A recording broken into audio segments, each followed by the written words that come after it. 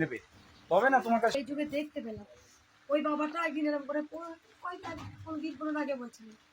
তো যাই হোক বাবা, তুমি দেখো মা একটা জিনিস মেলাও, তুমি তো কলিযুগের চৈতন্যদেবও কলিযুগে, তোমার কাছ থেকে শিখছি পড়াশোনা অনেক তোমার কাছ থেকে কিন্তু অনেক জিনিস নিচ্ছি। সারদা মা পড়াশোনা করেছিল, পাঠশালায় পড়েছিল, রামকৃষ্ণ ঠাকুর তো পাঠশালা থেকে পালিয়ে এসেছিল।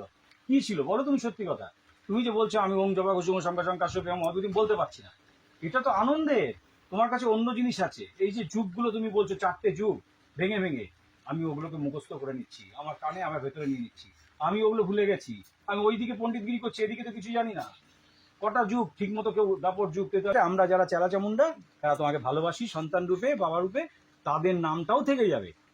যেমন জগাই মাদাই থেকে গেছিল, সেরকম তোমার কাছে যারা আজকে থাকছে, সেবা দিচ্ছে, তোমাকে ভালোবাসছে, তাদের নামটাও থেকে যাবে। আর একজনের নাম না করলেই নয়, যাকে সব থেকে আমি বিষ্ণুপ্রিয়ার জন্যই কিন্তু চৈতন্যদেবের উন্নতি, ঠিক আছে? এখানে উল্টো এনার জন্য তোমার এই নিয়ে এত শান্ত, এত মানে একদম পাথর, আর সব সময় নির্বাক কাজ করে যাচ্ছে, কোনো আওয়াজ নেই। এটা আমাকে বলতেই হবে, মানে সাইলেন্টলি ওয়ার্ক করা খুব কঠিন কাজ, কিন্তু চুপচাপ তোমাকে ফলো করছে। তোমার কোথায় কষ্ট হচ্ছে, সে খুন্তিটা দিয়ে ওই রান্নার সময় নাচছে। আমি সব ভিডিওগুলোকে মন দিয়ে দেখি, না দেখে তো আন্দাজে কথা বলতে পারবো। তোমাকে আমি মা ভাবি, দুটোই ভাবি। এরকম একটা ফটো দেখো, তোমার ফটো দেখো, রাজু দিল, রাজু জুয়েলার্স কয়েকদিন আগে দিয়েছে, আজকে যাবো রাজু, ছেলের বিয়ে হয়ে গেল তো। এই তোমার কাছে কার্ড নিয়ে গেলো বলে বৌমা সিরিয়াল করে, অনেক ঘটনা আছে, এখন সবার সামনে বললে জানতে পারছি। এর কাছ থেকে আমি শিক্ষা নিই, ও একজন বড় গুরুদেবের অনুকূল ঠাকুরের শিষ্যা। তা আসলে আমারটা বলছি, আমার কোমরেও দিতে হবে না, আমার পায়ে, আমার এইখানে ওকে কোথাও না। শুধু তুমি যে তাকাচ্ছ, তুমি কালকে জেনে গেছো, আগের দিনই জেনে গেছো যে সুভাষিস ভট্টাচার্য আমার একটা সন্তান, আমার একটা বাবা আসছে। তুমি জেনে গেছো মানে মা জানে, তোমাকে বলে দিয়েছে কানে কানে। তা তোমার সাথে মার এক আধটা একটা, তুমি তো মাকে, তুমি তো সেবক নয়, তুমি তো মায়ের মেয়ে। আর তোমার দুটো কথা শুনতে খুব ভালো লাগে, কি জানো?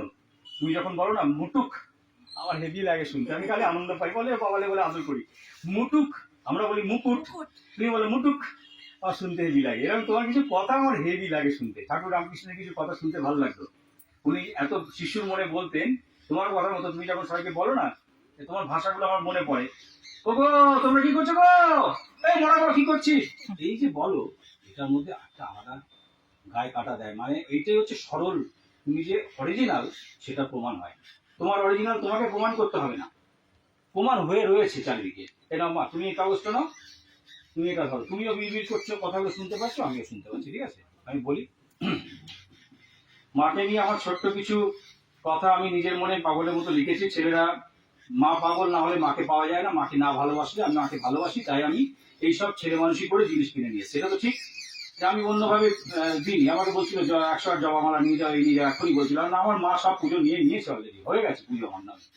আমি এই বিশ্বাস নিয়ে মাকে লিখেছিলাম আমার চিঠির মতন, জয় কৃষ্ণকালী মায়ের জয়, জয় মঙ্গলা মায়ের জয়। মঙ্গলা মা হলেন শ্রী রাধাকৃষ্ণ রাধারানীর একটি অঙ্গ স্বরূপা। তিনি বিশ্ব জননী স্বরূপ। না আছে মায়ের বিষয় সম্পত্তির লোক, না কিছু খোঁজেন কারো থেকে। বর্ধমান তথা পশ্চিমবঙ্গের গর্ব এই মা। একদিন সবাই সেটা মানবেন।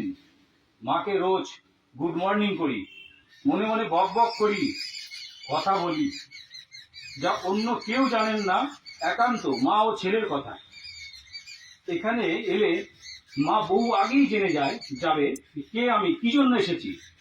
মঙ্গলা মাই হলেন কৃষ্ণ কালীরই একটি অন্য রূপ, সেটা কেউ মানুক বা নাই মানুক। কৃষ্ণকালী মাকে দেখুন ছোট বাচ্চা মেয়ের রূপে বিরাজ করছেন, আবার মঙ্গলা মাও দেখতে ছোট বাচ্চা মেয়ের মতন। আমরা খুবই ভাগ্যবান, তাই মাকে দেখছি, কথা বলছি, এটাই পরের জেনারেশন গল্প ভাববে, ঠিক কিনা বলুন এবার? তার সাথে মা তো সবসময় আছেন, সব খেয়াল করছেন, তাই তো সুস্থভাবে আছি, দুটো খেতে পারছি। মঙ্গলা মা সকলে আজ হৃদয়ে, ঘুম থেকে উঠলেই তার মুখটা মনে পড়ে যায়, আর বিছানায় শুয়ে ঘুমোতেও তার কথাই ভাবি। মা মঙ্গলার চরণ দুটি যেন রাধারানীর কমল চরণ। ওনার মন্দির প্রাঙ্গণে পৌঁছানো মানেই হলো তার চরণ ধুলি বা আশীর্বাদ প্রাপ্তি লাভ। তিনি একবার চোখে দেখলেই, যে কথাটা আমি বলছিলাম আপনাদের, যে পরম শান্তি পাই। তিনি আমার মা, আমার ও সকলের হৃদয় সিংহাসনে তিনি থাকেন ও থাকবেন। এটুকুই আমার কথা।